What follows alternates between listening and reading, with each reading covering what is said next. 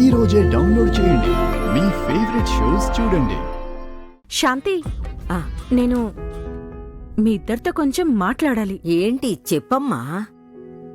నేను పెళ్లికి ఒప్పుకుంటున్నాను. అవునా?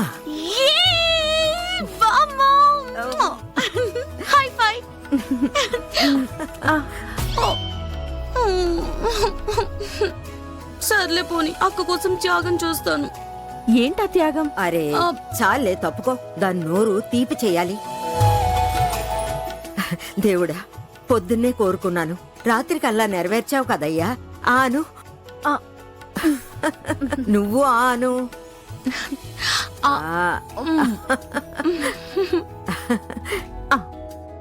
శాంతి, ఒక్క విషయం, అది ఎలా చెప్పాలో తెలియట్లేదు.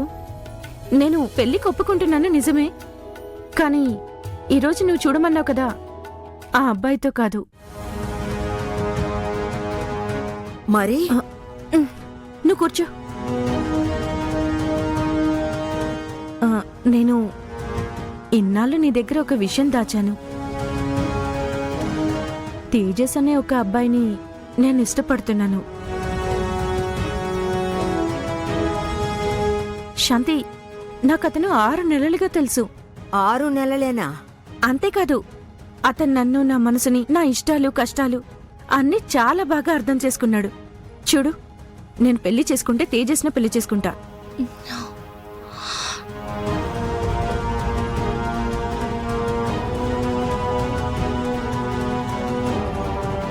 ఏంటి సైలెంట్ అయిపోయావు శాంతి? ఇన్నాళ్ళు పెళ్లి చేసుకో అని గొడవ చేసావు కదా, ఇప్పుడు విషయం చెప్తే ఇలా రియాక్ట్ అవుతున్నావు? నిర్ణయం నువ్వే తీసుకున్నావా? ఒక్క మాట అడగాలని అనిపించలేదా నీకు?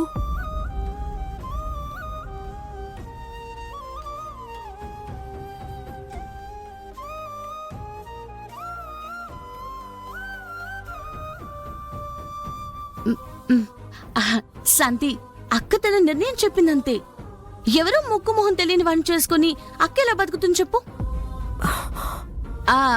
అంటే శాంతి, నువ్వు ఫ్రెండ్లీగా ఉంటావు, ఒప్పుకుంటావన్న నమ్మకం. నువ్వు పెద్ద మనసుతో ఒప్పుకుంటే లైన్ క్లియర్.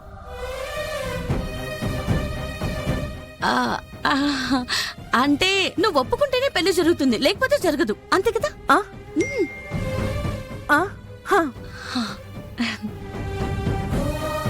నేను తేజస్ని ఇంటికి పిలుస్తాను, ఒకసారి మాట్లాడి చూడు. ఇష్టమైతే ఓకే, లేకపోతే లేదు తల్లి, నువ్విష్టపడ్డావు అంటే కుర్రాడు మంచివాడే అయ్యుంటాడు.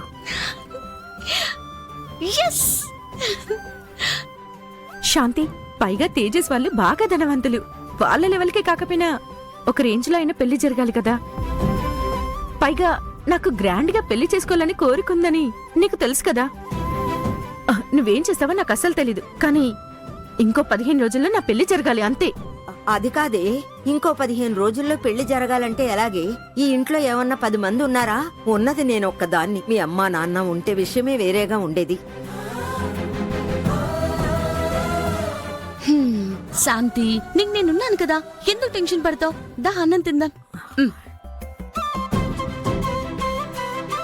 ఇంకా 15 రోజులే అంటే ఇంకో 15-20 రోజుల్లో ఆమె వివాహం జరిగి తీరాలి. గురువుగారు చెప్పింది నిజమే అయ్యింది.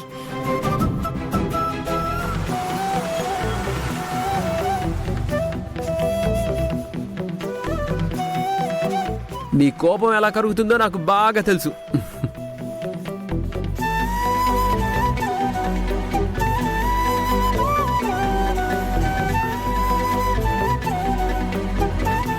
బంగారు, ఈ మౌనవ్రతం ఎప్పుడు ముగుస్తుంది? నేను నువ్వు చెప్పినట్టు నడుచుకుంటాను అని మాటిస్తేనే. ఎప్పుడైనా నేను కాదన్నానా ఏంటి? మాటివ్వు.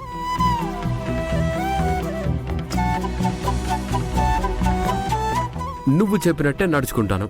అయితే తొందరగా నువ్వు పెళ్లి చేసుకోవాలి. మాటిచ్చావు, తప్పకూడదు.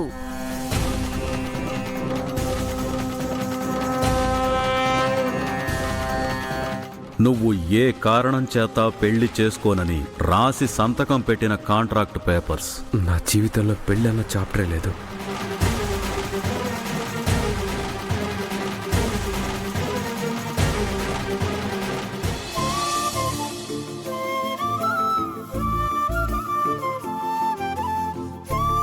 కాలం అనేది ఎంత త్వరగా దొర్లిపోతుందో.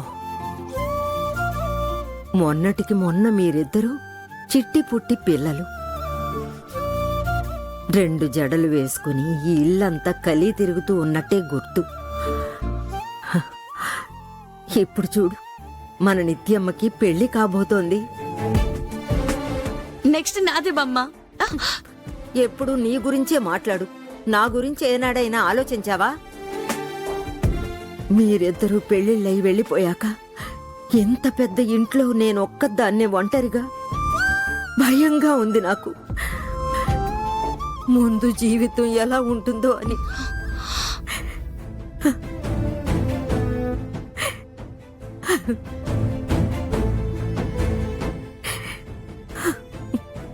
ఏ శాంతి, నువ్వేమీ ఆలోచించొద్దు.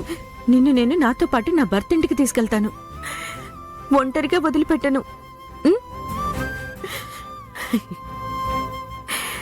నువ్వు చెప్పేదంత తేలిక కాదమ్మా.